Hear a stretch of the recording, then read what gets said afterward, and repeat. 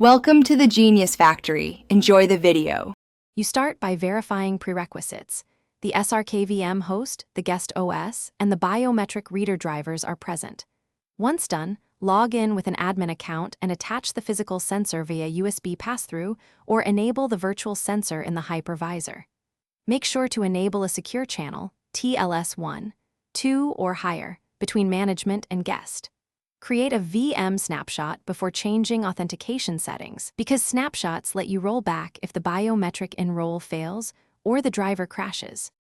Next, install the Srkvm biometric agent inside the guest and start the enrollment flow. You will enroll an administrative fingerprint or facial profile, follow the on-screen prompts, and capture multiple angles for reliability. Then configure access policy. Limit retries to 3, set a 1-minute progressive lockout, and define fallback PIN complexity.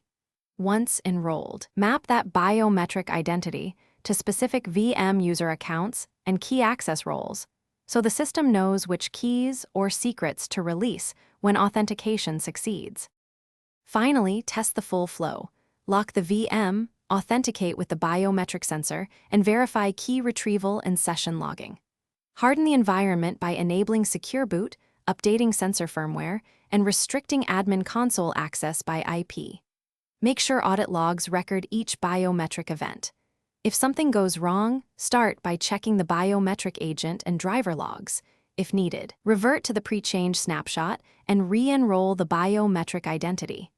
If hardware is suspect, test with an alternate sensor before further changes. Thanks for watching. If you found this helpful, don't forget to like and subscribe.